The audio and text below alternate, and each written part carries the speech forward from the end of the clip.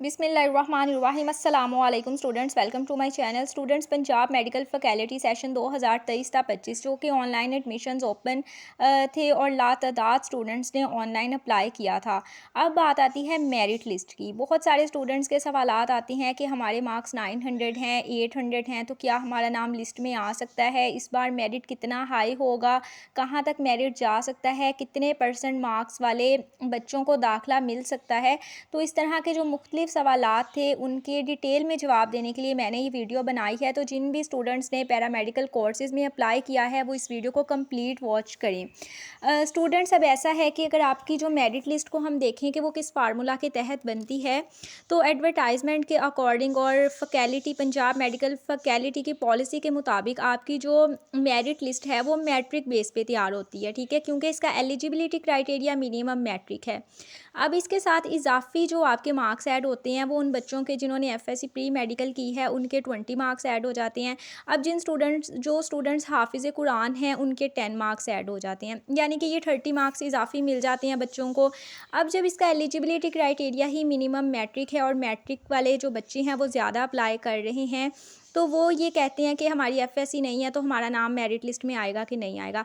अब देखें, अगर आपके मार्क्स एक ऐसे बच्चे से ज़्यादा हैं, आपने जस्ट मैट्रिक किया और एक बच्चा है जिसने मैट्रिक किया है, एफएससी भी किया, हाफिज़ कुरान भी है, लेकिन उसकी टोटल परसेंटेज भी आपके मैट्रिक के मार्क्स से कम आ रही है, तो ओबियसली आपको दाखिला मिलेगा, उसको दाखिला नहीं मिलेगा, ठीक है। बात फिर मार्क्स की आती है, परसेंटेज की आती है। अब बच्चे पूछते हैं कि जी हमारी 90% परसेंटेज है मैट्रिक में, तो हमें दाखिला मिलेगा या नहीं मिलेगा?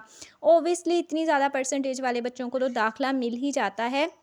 लेकिन अगर हम यहाँ टेक्निकली चीज़ों को देखें तो आपको पता है कि हर इदारे को फैकल्टी की तरफ से किसी इदारे को 50 सीट्स मिली हैं, किसी को 30 मिली हैं, किसी को 20 मिली हैं, यानी लिमिटेड सीट्स मिली हैं।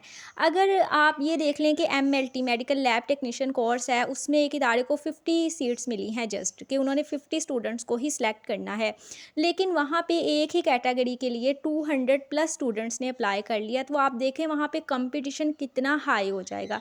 अब जो एमएलटी, ओटी, डिस्पेंसर इस तरह की कैटेगरीज़ हैं जो एफएससी के इक्वल हो चुकी हैं, तो इनसे स्टूडेंट्स एडवांटेज लेते हैं। तो इसमें जो एप्लीकेशंस हैं वो ज़्यादा सबमिट हुई होती हैं और मैट्रिक में जिन बच्चों के ज़्यादा मार्क्स आए होते हैं, अब जिनके एफएससी के भी इंक्लूड हो जाते हैं, तो उनके नाम आने के चांसेस भी ज़्यादा होते हैं। अब 200 में से वही 50 बच्चे सेलेक्ट होंगे जिनके मार्क्स ज़्यादा हैं।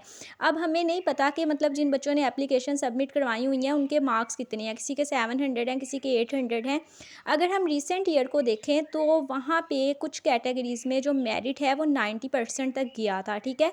यानी कि 1050 प्लस वाले बच्चों को जो है वो एडमिशन मिले थे, यहाँ तक परसेंटेज उनकी सीट्स मुकम्मल हो गई थी। अब जिन बच्चों के मार्क्स कम थे वो रह गए थे, ठीक है।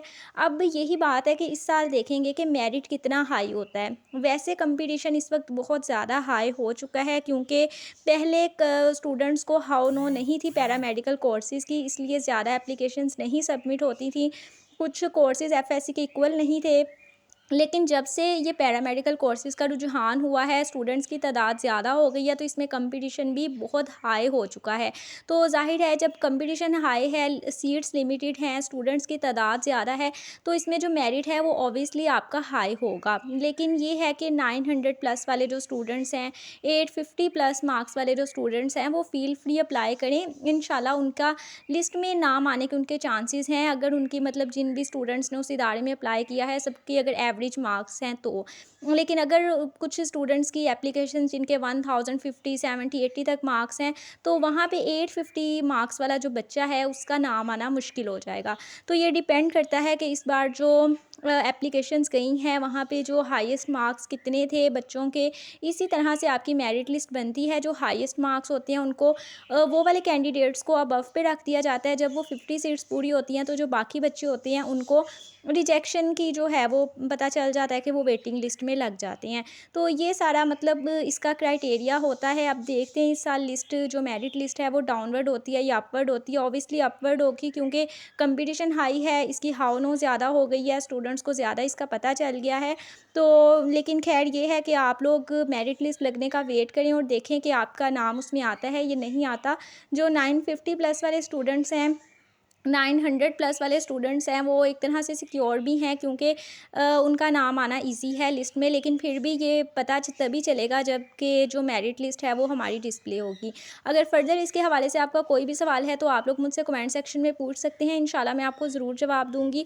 और अगर हो सका तो डिटेल में वीडियो भी बना दूंगी। जाते जाते चैनल को सब्सक्राइब कर दीजिएगा और वीडियो को लाइक एंड शेयर कर दीजिएगा। जज़ाकल्लाह, अपना बहुत सारा ख्याल रखिएगा। अल्लाह हाफिज़।